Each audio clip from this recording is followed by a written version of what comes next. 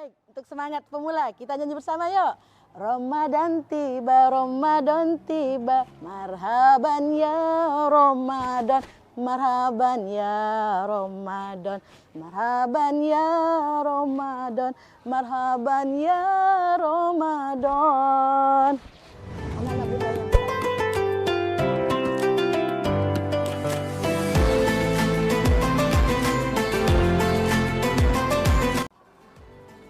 Assalamualaikum warahmatullahi wabarakatuh.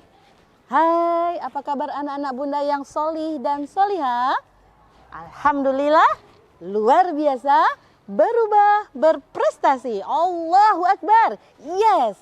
Ya, bahagia rasanya Bunda Nur bisa menyapa anak-anak Bunda di channel YouTube Madin TV.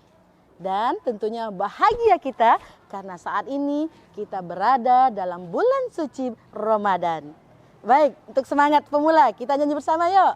Ramadan tiba, marhaban ya Ramadan, marhaban ya Ramadan, marhaban ya Ramadan, marhaban ya Ramadan. Anak-anak Bunda yang solih dan solihah, di samping kita berbahagia berada di bulan suci Ramadan ini, tentunya jangan lupa kita persiapkan diri kita untuk berperang. Loh, kok berperang Bunda Nur? Iya, kita berada dalam bulan suci Ramadan ini sesungguhnya sedang berperang. Kok berperang Bunda? Berperang melawan hawa nafsu. Agar kita terjaga dan lisan kita juga terjaga untuk tidak berbuat dan berucap yang akan merusak pahala puasa kita. Mudah-mudahan Allah senantiasa memberi kita perlindungan, kekuatan untuk mengisi Ramadan ini dengan amalan terbaik kita. Insya Allah. Amin, amin ya Rabbal Alamin. Nah, anak-anak Bunda Hafiz dan Hafizah, ya, berbicara tentang perang. Kali ini Bunda Nur akan berkisah tentang panglima perang. Seorang pemuda yang menjadi panglima perang untuk umat Islam. Siapakah dia? Ingin tahu? Kita mulai. Kisah meriwayatkan suatu ketika Rasulullah sedang berkumpul bersama sahabat-sahabat. Kemudian Rasulullah memandang ke langit. Rasulullah tersenyum. Seolah-olah Rasulullah sedang dibisikkan sesuatu.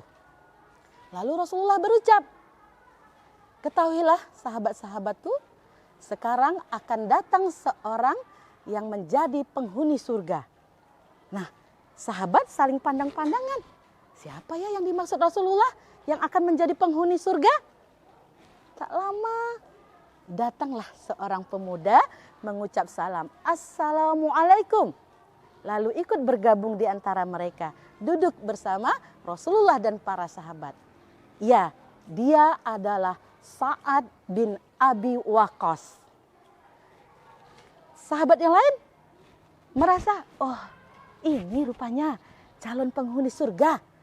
Mereka saling bertanya-tanya, apakah amalanmu wahai Sa'ad bin Abi Waqqas sehingga Rasulullah berkata bahwa engkau adalah calon penghuni surga? Nah, tentu anak-anak Bunda Hafizah, salih-salihah Bunda juga penasaran kan? Apa yang menyebab, apa amalan Sa'ad bin Abi Waqqas sehingga dijamin oleh Rasulullah masuk surga? Anak-anak Bunda yang solih-solihah, Sa'ad bin Abi Waqqas adalah seorang pemuda yang silsilah keluarganya berasal dari keluarga terpandang, berkecukupan, solih, termasuk anak yang taat kepada orang tuanya. Sampai suatu ketika, pada usia 17 tahun, Sa'ad bin Abi Waqqas mendengar tentang Islam dari sahabat Abu Bakar As-Siddiq.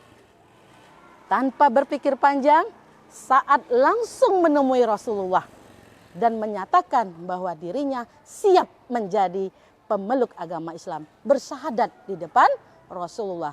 Asyhadu alla ilaha illallah wa asyhadu anna Muhammadar Rasulullah. Sa'ad bin Abi Waqqas bersaksi bahwa tiada Tuhan yang disembah dan Nabi Muhammad itu adalah utusan Allah. Nah, anak-anakku, yang solih dan solihah, qadarullah. Pada bulan Ramadan, saatnya umat Islam harus berperang, bertempur dengan musuh-musuh Islam, orang-orang kafir Quraisy. Di situ adalah perang pertamanya umat Islam. Sa'ad bin Abi Waqqas berada di barisan terdepan untuk menjaga dan melindungi Nabi Muhammad dan tentunya untuk membela agama Allah. Dengan tanpa ragu melihat musuh yang ribuan kali lipat dengan kita orang umat Islam, Sa'ad bin Abi Waqqas mengangkat panahnya sambil berdoa, "Ya Allah, bantulah aku, tepatkanlah sasaran anak panahku," kata Sa'ad bin Abi Waqqas. Rasulullah mendengar. Rasulullah langsung mengangkat tangan. "Ya Allah, kau tepatkanlah sasaran anak panah Sa'ad bin Abi Waqqas dan kau kabulkanlah setiap doa-doanya." Sahabat, anak-anak bunda yang solih-solihah, doa Rasulullah terkabul. Setiap anak panah yang diluncurkan oleh Sa'ad bin Abi Waqqas mengenai semua musuh-musuh Islam. Dan qadarullah, umat Islam menang di perang pertamanya umat Islam melawan kafir Quraisy. Anak-anak bunda yang solih-solihah, kegigihan, keteguhan hati Sa'ad bin Abi Waqqas untuk menegakkan agama Islam tidak hanya sampai di situ. Beliau terus berlatih, terus memperkuat diri hingga suatu saat pada perang Uhud, ketika umat Islam sudah terkepung di depan 200 pasukan kafir Quraisy, di belakang 2000 pasukan kafir Quraisy siap menyerbu umat Islam, sementara Nabi Muhammad tidak lebih dari 10 orang sahabat sudah terkepung di Bukit Uhud. Anak-anakku, apa yang terjadi? Dengan tekad, dengan keyakinan kepada Allah Subhanahu wa taala, Sa'ad bin Abi Waqqas menarik busuh dan anak panahnya siap meluncurkan untuk membunuh musuh-musuh Islam. Tidak hanya satu sayang, sekali tiga. Apa kata Rasulullah? "Wahai Sa'ad bin Abi Waqqas, kau luncurkanlah anak panahmu, sesungguhnya ayah dan ibuku menjadi jaminanmu." Dengan semangat yang diberikan oleh Rasulullah, maka semakin yakinlah Sa'ad bin Abi Waqqas menarik anak panah. Tidak hanya satu, sekali tiga. 3 anak panah yang dilepaskan menancap di tubuh 3 musuh Islam, seketika langsung meninggal di tempat. Busur anak panah, anak-anak bunda bayangkan, menembus jubah-jubah besi para musuh-musuh Islam. Melihat 3 orang terdepan musuh yang sudah berjatuhan, pasukan musuh Islam lainnya terpana. Tidak tinggal diam. Sa'ad bin Abi Waqqas mengambil 3 lagi anak panah, diluncurkannya lagi. Tepat 3 anak panah membunuh 3 pasukan kafir Quraisy. Melihat 2 kali panahan Sa'ad bin Abi Waqqas, 3 anak panah menembus baju jubah 3 kali 6 pasukan kafir Quraisy, membuat pasukan Quraisy memperlambat serangan mereka kepada umat Islam. Terakhir, karena anak panah Sa'ad bin Abi Waqqas sudah habis, Rasulullah memberikan 3 lagi anak panah yang ternyata sudah tidak tajam lagi anak bunda, sudah hilang bagian runcing di depannya. Namun dengan keyakinan yang kuat terhadap pertolongan Allah, Sa'ad tetap meluncurkan 3 anak panah yang sudah tidak ada lagi ujung panahnya. Pertolongan Allah yang menentukan. 3 anak panah yang tumpul tetap menembus baju besi, jubah besi para musuh kafir Quraisy. Melihat kejadian ini anak-anak bunda yang solih-solihah, pasukan kafir Quraisy mundur. Nah, tidak heran kemenangan juga diraih oleh umat Islam pada perang Uhud yang sungguh-sungguh sangat mencekam keadaan Rasulullah pada saat itu. Anak-anak bunda yang solih-solihah, hafiz-hafizah, maka tidak heran sampai sekarang kita tahu bahwa memanah adalah salah satu olahraga yang disunahkan oleh Rasulullah. Dari 4 olahraga yang disunahkan oleh Rasulullah.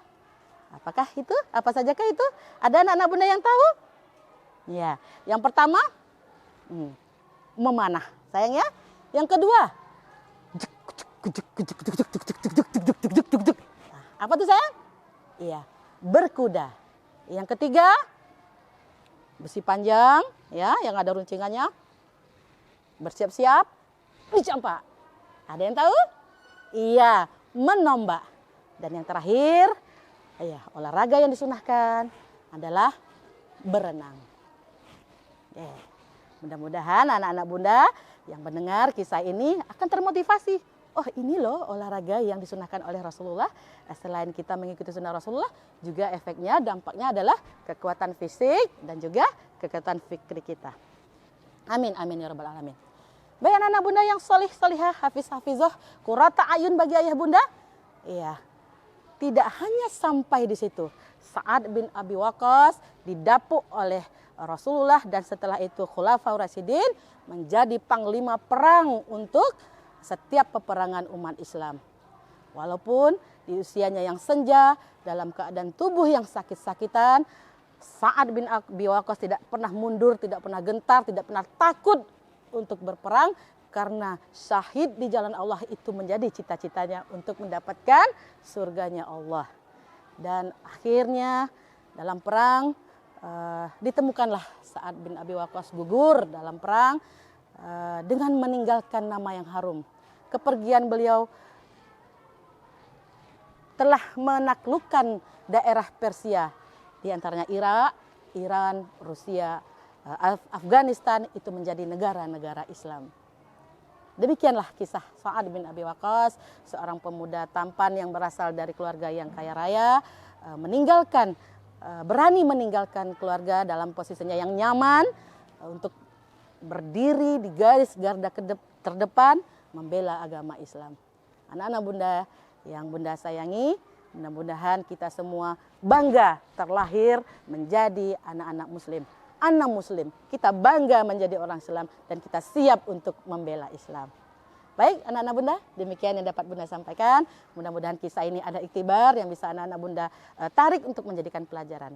Bunda Nur mohon maaf atas segala kekhilafan. Terima kasih atas perhatian anak bunda. Wassalamualaikum warahmatullahi wabarakatuh.